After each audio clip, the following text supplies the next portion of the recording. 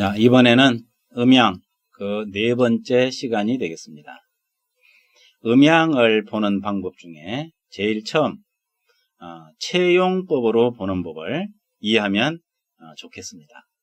아마 어쩌면은 음양의 가장 기본 개념을 이해하는데 유용하리라고 봅니다.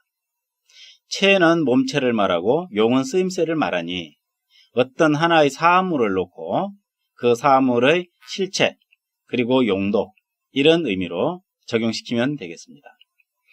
주변의 모든 사물이 채용 아닌 것이 거의 없다.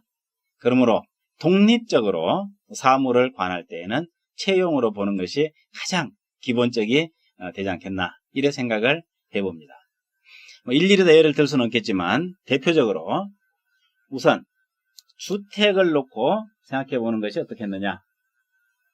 주택이란 주거지를 말합니다. 잠자고 밥 먹고 가족이 살아가는 그 공간, 그 주택을 놓고서 생각해 봤을 때, 자, 주택이라는 것은 우선 집이 있습니다. 어떤 형태로든지 간에 집이 있어야 되겠죠. 참 옛날 집이네요. 집을 생각하면 이렇게 떠올리는 사람은 적어도 50대 이상일 것이다. 요즘 집은 어떻게 생각할까요? 이렇게 할까요? 어때요? 아마도 일리가 있겠죠? 네. 이런 식으로 집을 나타낼 수도 있을 것입니다. 여하튼 클래식하군요. 자, 집이 있다. 이 집을 채로 보자. 용은 어떻게 되느냐? 자, 집이 채일 때 보통 떠오르는 생각은 사람이 용일 것이라고 생각합니다. 매우 정상이죠. 따지고 보면은. 이것은 단도직입적이다. 즉, 긴 말 필요 없고 핵심을 말한다면 이렇게 될 것이다. 그런데 지금 우리는 음양으로 보는 방법을 지금 테크닉이라 할까? 이런 거에 대한 생각을 해보는 과정이기 때문에 조금 더 세분해서 대입해보고자 합니다. 첫째, 집이 있다. 용이 뭐냐? 용은 바로 문이다 하는 걸 생각할 수 있습니다. 문고리. 문이 없는 집은 쓸모가 없다. 용이 없다. 문이 있어야 된다. 그래서 문으로 놓고서 집을 관찰하면 채가 되고 용이 되는구나. 들랑거려야 되니까. 자, 이렇게 이해를 합니다. 자, 문을 열고 들어갑니다. 문까지 채라고 보자. 그럴 수 있겠죠? 문도 집에 붙어 있으니까. 그러면은 채가 무엇일까요? 물론 또 사람 또 나오고 싶죠? 사람. 네, 맞습니다. 그러나 집과 사람 사이에 어떤 있는 존재를 한번 떠올려 보는 것도 생각의 요령이라고 하겠습니다. 집 문까지 포함됐을 때는 내부에 공간이 필요하겠죠. 자, 집이 문 여기 있습니다. 있으면 이 내부 공간이 있어야만 집으로서 의미가 있습니다. 가령 문을 열었는데 딱 열었더니 뭔가 꽉 찼어요. 그럼 박스가 차 있든지 그 집은 이미 용도를 잃었다. 창고 역할밖에 안 된다. 집이 아니다. 아시겠죠? 무슨 뜻인가? 내부 공간이 용이 된다. 이렇게 말하면 되겠습니다. 집은 채고, 네. 공간이 용이 되었다. 이제 알겠어요? 그럼 공간도 집에 포함된 걸로 봤을 때 채라고 할 수 있지 않느냐? 당연하죠? 그러면은 이제 또 사람, 네, 사람 됩니다. 그러나 공간에 집기가 있습니다. 가구, 책상이 됐든 싱크대가 됐든 장롱이 됐든 얘네들이 공간을 쓰죠.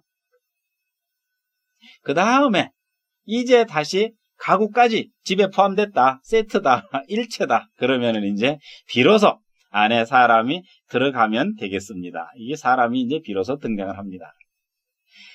집과 문, 집문과 공간, 집문 공간과 가구죠. 가구, 집문 공간 가구와 사람.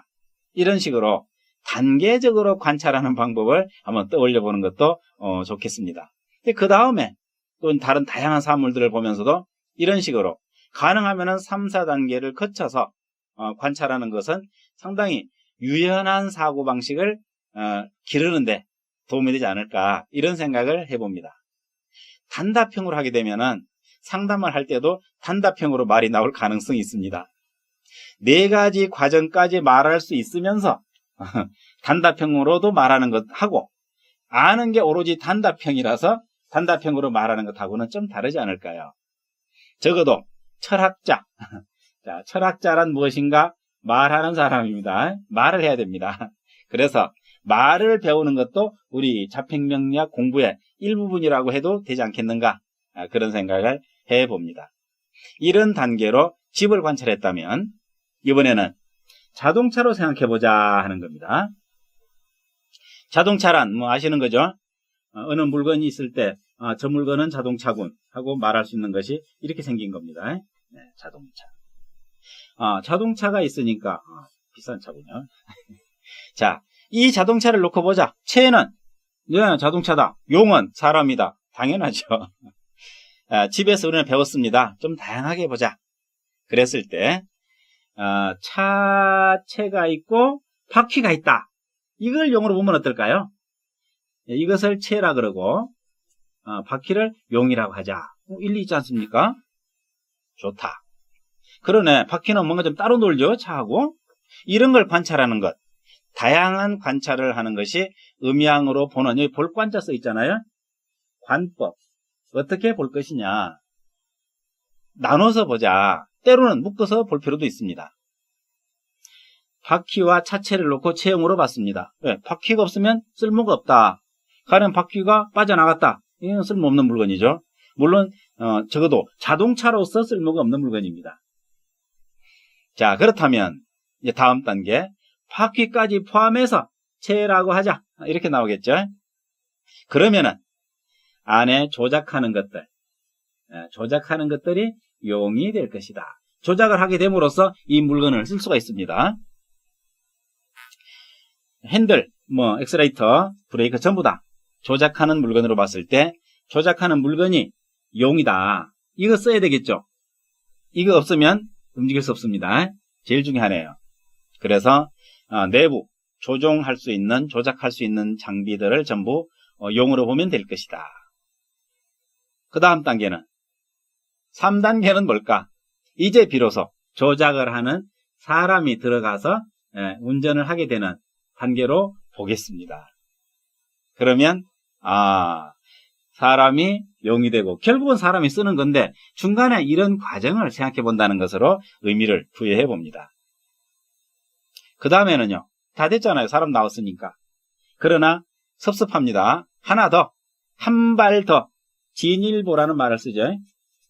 진일보, 한 발 더 들어가 보자. 어떻게 되나, 한 발 더. 이렇게 되나? 한 발 더, 진일보. 사람까지 채라고 하자.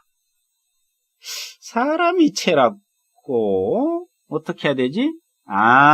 사람이 채가 되었을 때는 용이 뭡니까? 승객. 뒷자리 만들어야 됩니다. 뒷자리 만들고 여기다 뭐를 붙여야 되죠? 뭐 붙일까요? 택시라고 붙여야 되겠습니다. 그러면 요 운전자까지 차에 포함이 될 수 있습니다. 그러면 이제 승객이 용이 되는 거죠. 승객이 이용해야 됩니다. 승객 없으면 이 차는 움직일 수 없습니다. 움직여도 기름만 손해입니다. 가만히 있어야 되겠네요. 이것은 대중교통도 포함되겠네요. 버스라든지 열차라든지 다 포함되겠습니다. 그래서 이렇게 단계적으로 채와 용을 나누어서 이해해보는 관법, 이런 것을 통해서 채용을 이해한다면 어떤 물건이든지 채와 용으로 관하는데 크게 어렵지는 않습니다. 가령 펜이 있다. 펜이 채다. 용은 쓰는 거죠.